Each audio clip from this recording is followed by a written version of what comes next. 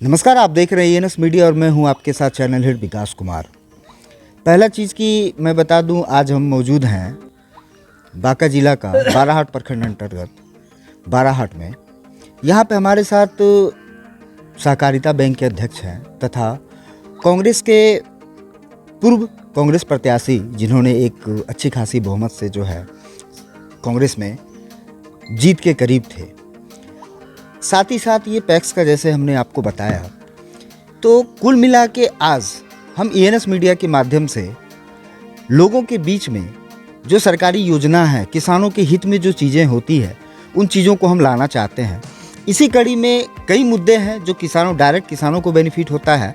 इसी कड़ी में आज हम पहुंचे हैं जितेंद्र सिंह जी के पास। जानेंगे कि पैक्स में जो धान का अभिप्राय का क्या मूल्य है, कैसे किसान उससे लाभान्वित होते हैं, या हमारे बांका जिला के किसान पैक्स में धान कैसे दें, इन सारी जो प्रक्रिया होती है, जो सरकारी उसके जो भी चीज़ें हैं, उसका नियम क्या है, ये जानेंगे। सर, प्रथम सर ENS मीडिया में आपका स्वागत है। ये पैक्स का पूरा क्रियाकलाप क्या है, पैक्स कैसे काम करता है? देखिए, अभी तो अधिप्राप्ति चल रहा है और अधिप्राप्ति में सबसे पहले है कि किसान जिसका रजिस्ट्रेशन है वो अपना धान अपने पंचायत के पैक्स में बेच सकता है। व्यापार मंडल जो है वो प्रखंड स्तरीय होता है, व्यापार मंडल में अपना बेच सकता है, बेच भी रहा है। और भारत सरकार का जो न्यूनतम समर्थन मूल्य है वो 2183 है।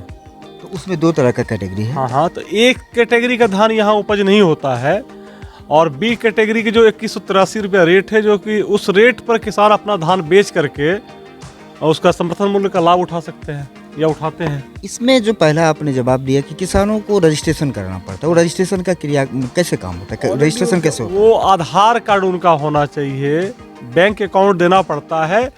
जो धान किसान हमारा बेचते हैं उनका सीधा उनके अकाउंट में पैसा जाता है। ठीक, तो इसमें पैक्स में मान लीजिए मैं एक छोटा सा किसान हूँ, मैं अपना रजिस्ट्रेशन कैसे कराऊंगा?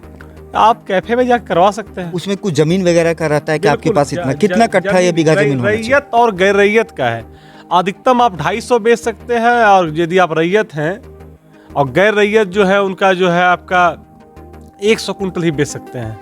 तो बांका में मूल रूप से, चूंकि आप कांग्रेस के बहुत पुराने नेता हैं, अमरपुर से आपने चुनाव लड़ा है, किसानों के बीच में निरंतर रहना होता है, किसानों के लिए आपने धरना प्रदर्शन भी शंभूगंज प्रखंड कार्यालय में किया था। तो किसानों के लिए ये कितना वरदान साबित होता है अगर इन चीज़ों में किसान भाई हमारे अगर बांका जिला की बात करें, और किस किस प्रकार का धान यहाँ मुख्य रूप से पैदावार होता है? तो देखिए, धान पैदावार तो सभी किस्म का होता है। अपना बांका जिला जो है काफ़ी कृषि योग्य एरिया है और धान उपज होता है यहाँ। अभी इस बार 35 लाख क्विंटल धान बांका जिले में उत्पादन हुआ, जो कृषि विभाग का रिपोर्ट है। और सरकार ने 10,30,000 क्विंटल का जो है लक्ष्य दिया है खरीदने के लिए, बेचने के लिए यहाँ किसानों को। हाँ, ठीक है, जो कि पैक्स के माध्यम से बेचेंगे। पैक्स और व्यापार मंडल के माध्यम से बेचेंगे। उसमें अभी हम लोगों का 15 नवंबर से अधिप्राप्ति खरीद शुरू हो गया है और आज के डेट में लगभग 23-24% बांका जिला के किसानों ने लक्ष्य को प्राप्त कर लिया है। लगभग 2.25 लाख क्विंटल जो धान का खरीद हो चुका है। हम कोऑपरेटिव चेयरमैन के हैसियत से हमने 84 करोड़ रुपया जो है बांका के किसानों के लिए अभी तक दे चुका है हमने। 84 करोड़।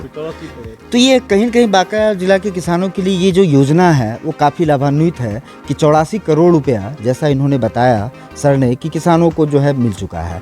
इसमें अगर मैं एक पंचायत, छोटा सा मैं पंचायत की, किसी पंचायत की मैं बात करूं, उस पंचायत के हमारे किसान भाई हैं, तो उनके पास जैसे मान लीजिए मेरे पास है, मेरे पास 2 बीघा ही ज़मीन है, तो यहाँ पे कहीं उल्टा सीधा का भी तो सवाल हो सकता है ना। कहीं कुछ अगर बिचौलिए की बात करें तो उन चीज़ों को आप कैसे देखते हैं कि मेरे पास 2 बीघा ज़मीन और मैंने धान दिखा दिया कि मैंने बेच दिया है, 10 बीघा का ज़मीन का धान है मेरे पास? ऐसा नहीं हो सकता है। तो उसको सरकार कैसे वेरीफाइड करती है? नहीं, सरकार देखिए, वो तो रसीद के आधार पे उनके पास जमीन कितना है और जमीन कितना है। 10 एकड़ आप 10 कुंटल प्रति एकड़ जो है ही बेच सकता है रैयत। और जो गैर रैयत जो किसान जो है, किसान आपका जितना होगा 15 कुंटल 17 कुंटल, सबका अलग अलग एवरेज है, जो उत्पादन का एवरेज है उसके हिसाब से बेच सकता है। तो इसमें आपको नहीं लगता है कि यहाँ पे थोड़ा सा गड़बड़ होने का, घोटाला होने का या कुछ गलत होने का चांस बनता है? आपके पॉइंट ऑफ व्यू क्या लगता है? बिल्कुल, उसके अकाउंट में पैसा जाता है, कहीं अकाउंट में पैसा जाता है। जैसे जागरूक है हमारा, कहीं कोई दिक्कत नहीं है। ठीक, तो इसमें किसानों को किसानों को, जैसे कि सर ने बताया कि आप धान बेचिए, आप में कहीं कोई दिक्कत नहीं है। जो रेट, अब जब रेट की बात आती है तो क्या क्या रेट चलता है यहाँ पर?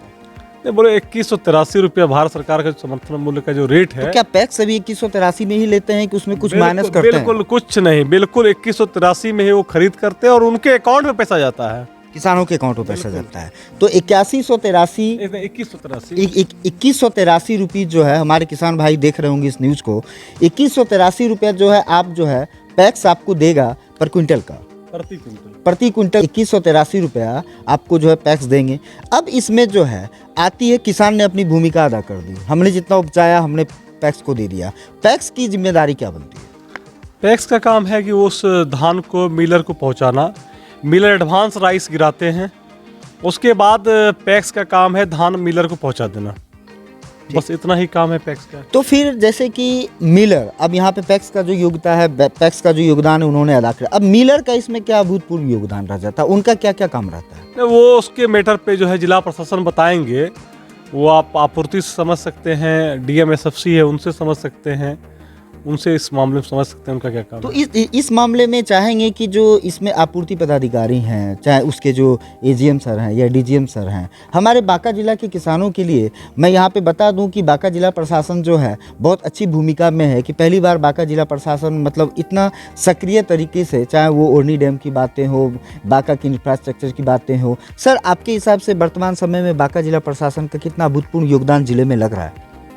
बिल्कुल अपना जिला डेवलप कर रहा है और प्रशासन खास करके यहाँ के DM साहब जो हैं बहुत ही अच्छा काम कर रहे हैं, बहुत ईमानदारी के साथ काम कर रहे हैं, जिले को डेवलप के लिए बहुत प्रयास कर रहे हैं। कहाँ पे आपको, चूँकि आप मूल रूप से बांका के वासी हैं और हमारा सौभाग्य कि पहली बार आप हमारे कैमरे पे आए हैं, कहाँ लगता है, चूँकि आप बांका के मूल रूप से वासी हैं, मंदार क्षेत्र के तराई से आप बिलोंग करते हैं, कि बांका कहाँ पे आपको लग रहा है कि थोड़ा बहुत कमी है? कहाँ पे, किस क्षेत्र में कमी? किस मतलब विकसित होता हुआ जिला अगर देखते हैं, आम जिला को, जैसे औरंगाबाद हो गया, जहानाबाद हो गया, पटना हो गया, तो हमारा बांका कितना और विकसित हो सकता है? किस क्षेत्र में कहीं न कहीं कुछ त्रुटियां लग रही है? देखिए, वो शिक्षा का क्षेत्र हो, स्वास्थ्य का क्षेत्र हो या इंफ्रास्ट्रक्चर का क्षेत्र हो। स्वास्थ्य के मामले में भी आप देख सकते हैं बांका सदर बहुत अच्छा है, बांका स्वास्थ्य जहाँ तक है बहुत परिवर्तन हुआ है, कहीं कोई दिक्कत नहीं है। दूसरा, अभी KK पाठक जी जो हमारे अपर मुख्य सचिव हैं स्वास्थ्य शिक्षा विभाग के, उनके रीजन में पढ़ाई के मामले में बहुत अच्छा स्कूल काम पढ़ाई कर रहा है, जो है पढ़ाई के में भी काफ़ी सुधार हुआ है। और जो कमियां हैं, हमारे माननीय मुख्यमंत्री जी उनके कार्यकाल में बहुत अच्छा जो है प्रयास किया जा रहा है और आने वाले समय में जिला भी बहुत डेवलप कर रहा है, करेगा। अभी निकट समय में जो है कुछ ही दिनों के बाद मंदार महोत्सव शुरू होने जा रहा है। मंदार के लोगों को ये कितना महत्वपूर्ण लगता है? आप लोगों के क्षेत्र के लिए, आप लोगों के नाम में चार चांद लगाने के लिए कितना महत्वपूर्ण भूमिका अदा करता है ये? अरे मंदार तो मंदार है, मंदार ऐसा है कि बांका की पहचान है, इस जिले का पहचान मंदार है और ये इसका पौराणिक इतिहास में इसका नाम दर्ज है। अभी भारत जोड़ो यात्रा हमारा जो शुरुआत हुआ, तो प्रारंभ बिहार का शुरुआत मंदार से ही हुआ, मंदार की तलहटी से हुआ, तो मंदार तो पूरा गौरव है बांका के लिए, यही कह सकते हैं। तो अभी का मेला में आपको क्या लगता है, कुछ कहीं कमी लग रहा है? जो हमारे बाहर के जो सैलानी आएंगे, जो यात्री हमारे मंदार की भूमि पे आएंगे, क्या लगता है आपको प्रशासन की तरफ से? जिला प्रशासन काफ़ी काम कर रही है और निश्चित तौर पे अच्छा मतलब रहेगा, मेला भी अच्छा रहेगा और आयोजन भी अच्छा होगा और पहले से बेहतर हुआ अभी रुकने का।